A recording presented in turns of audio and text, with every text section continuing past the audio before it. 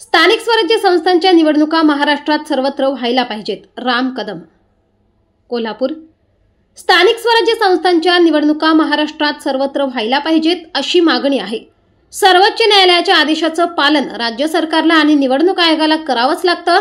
मात्र पावसाळ्याचे दिवस आहेत आणि मतदान निपक्षपातीपणे झालं पाहिजे. मतदारांना सहभाग नोंदवता आला पाहिजे. त्यामुळे प्रशासन, शासन आणि सर्वोच्च न्यायालयाचा निकाल याचा मध्य साधून या संदर्भात निर्णय होऊ शकतो, असे विधान परिषद सभापती राम कदम यांनी कोल्हापूर येथे सांगितले. सर्वोच्च न्यायालयाच्या निकालानंतर स्थानिक स्वराज्य संस्थांच्या निवडणुका लागतील अशा पद्धतीची शक्यता निर्माण झालेली आहे. मात्र गिरीश महाजन यांनी परवा जे वक्तव्य केले की एवढ्यात त्या निवडणुका होणार नाही, त्या लांबू देखील शकतात, त्यामुळे पुन्हा एकदा संभ्रम निर्माण झालेला. मला असं वाटतं की मी सभापती झाल्याच्या नंतर दुसऱ्यांदा कोल्हापूरला आलो. मी पहिल्यांदा कोल्हापूरला आलो त्यावेळेस चर्चा झाली की महालक्ष्मीच्या तीर्थक्षेत्र विकास आराखड्याच्या संदर्भामध्ये कधी निर्णय होणार. आणि 6 मे रोजी श्री क्षेत्र चोंडी, तालुका जामखेड, जिल्हा अहिल्यानगर, पुण्यश्लोक अहिल्यादेवी होळकर यांच्या जन्मगावी 300व्या जयंतीच्या निमित्तानं मंत्री परिषदेची बैठक झाली. आणि त्या बैठकीमध्ये कोल्हापूरमधील 2 देवस्थान तीर्थक्षेत्र विकास आराखड्याचा सहभाग झाला. महालक्ष्मीचा तीर्थक्षेत्र विकास आराखडा 1445 कोटी रुपयाला त्या मंत्री परिषदेमध्ये मान्यता दिली आणि ज्योतिबा तीर्थस्थळासाठी देखील 246 कोटीला मान्यता देण्यात आलेली आहे. अतिशय महत्वाचा आणि श्रद्धेचा विषय मंत्री परिषदेने चोंडी या ठिकाणी मान्यता दिलेली आहे.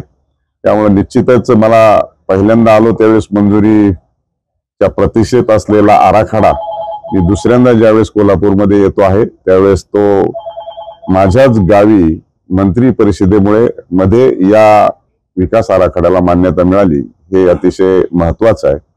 आपण जे सांगतात की निवडणुकीच्या संदर्भामध्ये अनेक दिवसापासून प्रलंबित असलेल्या स्थानिक स्वराज्य संस्थेच्या निवडणुका या महाराष्ट्रामध्ये व्हायला पाहिजेत अशा स्वरूपाची मागणी होती. परंतु पिटिशन सर्वोच्च न्यायालयामध्ये प्रलंबित होतं आणि सर्वोच्च न्यायालयाने जाहीर केलं की तातडीने लवकरात लवकर या निवडणुका पार पडल्या पाहिजेत.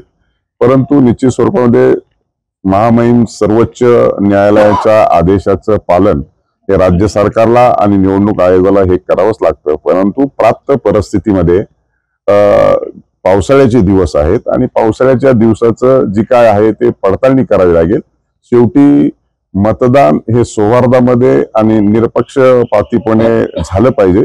मतदारांना सहभाग नोंदवता आला पाहिजे आणि निवडणूक ही चांगल्या पद्धतीने झालं पाहिजे. त्या संदर्भामध्ये प्रशासन, शासन आणि माननीय सर्वोच्च न्यायालयाचा निकाल याचा मध्यम मुद्दा साधत या संदर्भामध्ये निर्णय होऊ शकतो.